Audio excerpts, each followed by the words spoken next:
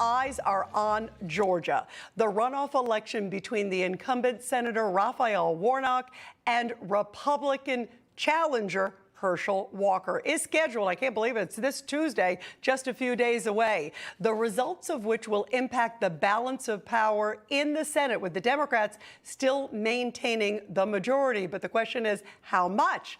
Our correspondent Leonardo Feldman is on the ground in Atlanta, Georgia, with the very latest. Leo, all eyes on the Peach State.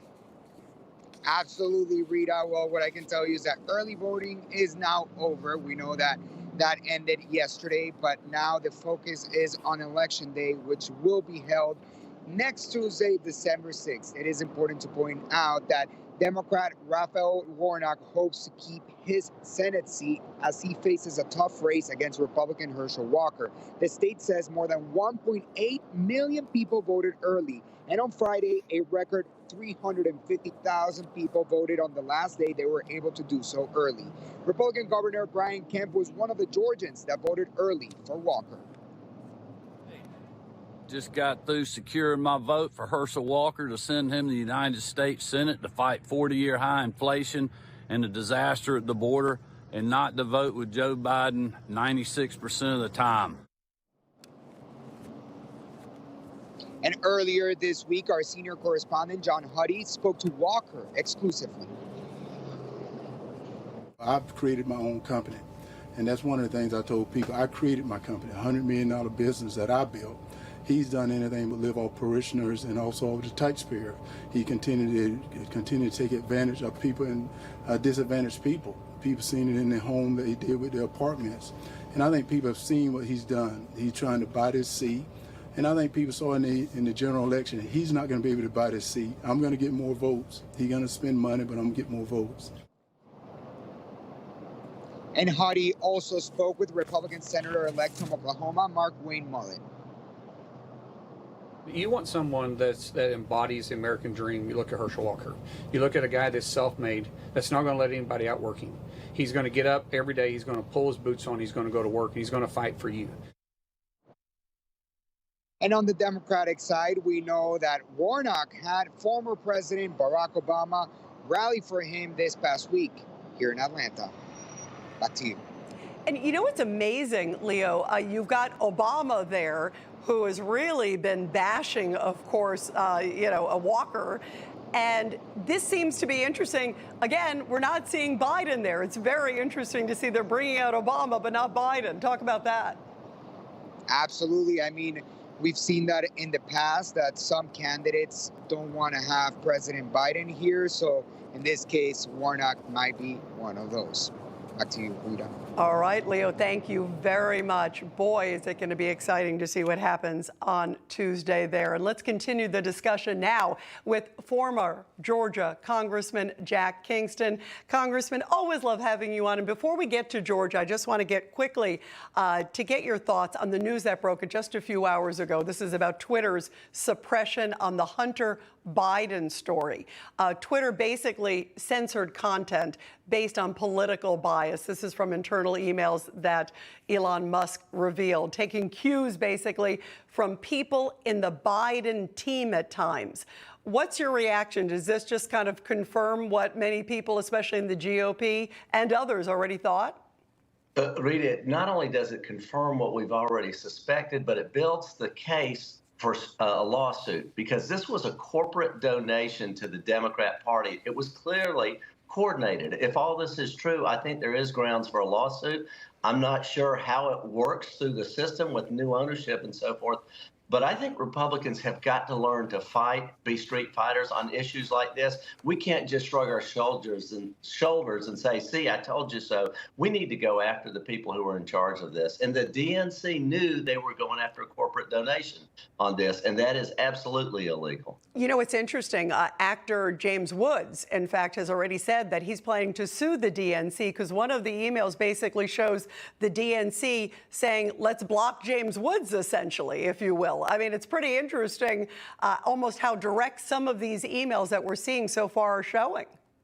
And he has made it abundantly clear he's not going to back down. And he is somebody who has lost something because he says it has torpedoed his career the way they've smeared him. So I hope that, you have to have somebody with standing for a lawsuit. He has standing. I'm sure there are many, many others. I know that your tweets were probably shut down, as were mine, in the 2020 election.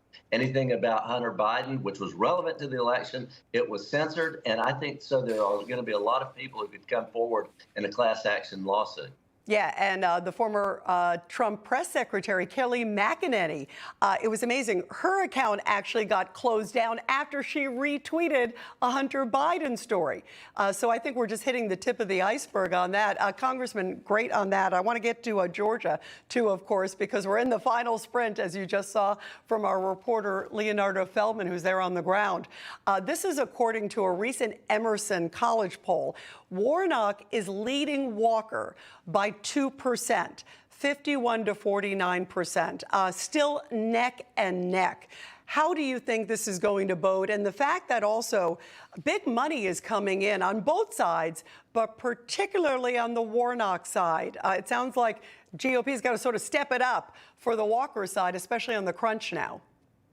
I was talking to Ralph Reed. Ralph Reed, who runs Faith in Politics, has been very active in this, as he has been for all pro-life conservative candidates.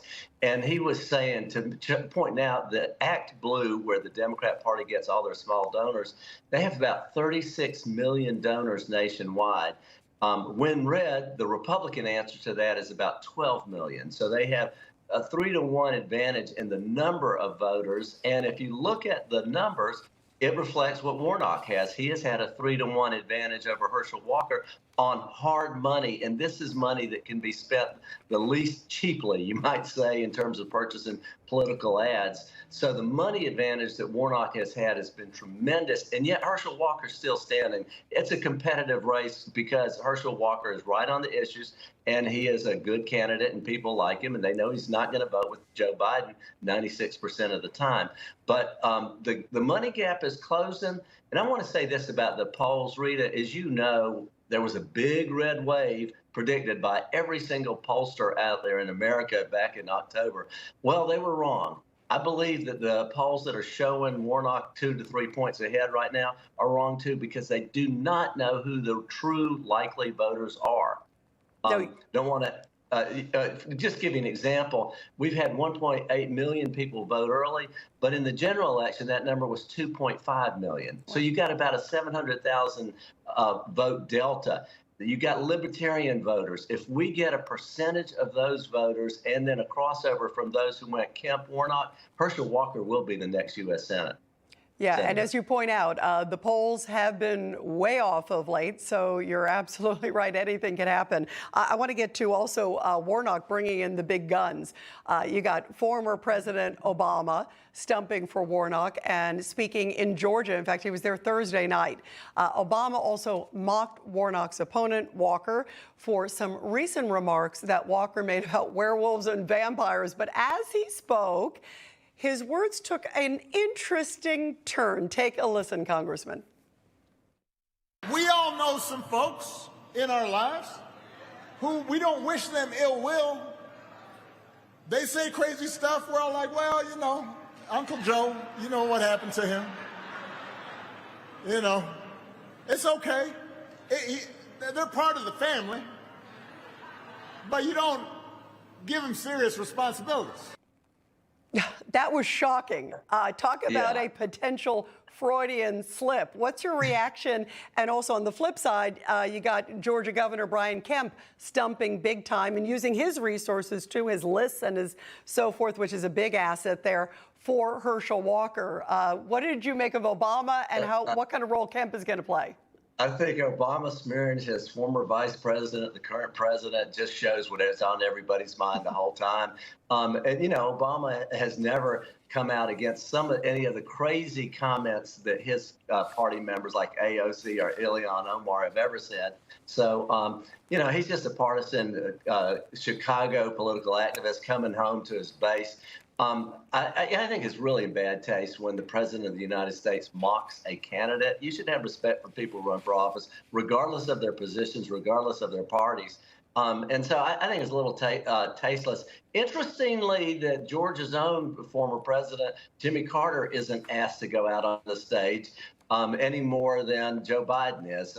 Wonder why. But, Warnock's bringing back all the oldies but goodies. Dave Matthews, who hadn't had a hit since the game of our Game Boy and Nintendo were at their highlights, and he's come back. He doesn't really have the superstar power that the stars like a Brian Kemp and really all the U.S. senators. Mark Wayne Mullen, who you just had a clip on, he's brand new senator. This Herschel Walker is about the future, not about the past. And so you look at Brian Kemp and what his clip just said. Warnock's voted for with the president 96% of the time. He's turned his back on border security. He's a big spender, which has added to the inflation problems that American families are having right now. If you want change, if you want to stop the Biden, Harris, Schumer agenda, you've got to have a Senate that has a fighting chance. And a 50-50 Senate, don't kid yourself, that's really doggone good because somebody's always sick or absent. Don't want to wish it upon anybody, but last cycle, 6 U.S. Congressmen died. Very sad, but they died. Recently, a U.S. senator stepped down to be the president of the University of Florida. People leave, so a 50-50 split today probably won't be 50-50 as the time goes on. It's going to be so precarious that a lot of the Biden agenda will get shut down, and that's why people have to get absolutely out. And by the way, also, Manchin and Sinema sometimes, as you know, vote with the Republicans too. So you're right. Every vote counts. Former Georgia Congressman Jack Kingston, really great to have you here. Thank you so much. No crooked establishment. None of that twisting the truth. No talking down to me. Don't tell me how to think. Don't tell me how to think. Don't tell me how to think. I trust Newsmax. Newsmax. They don't tell me how to think. They let me decide. Newsmax. Real news For real people.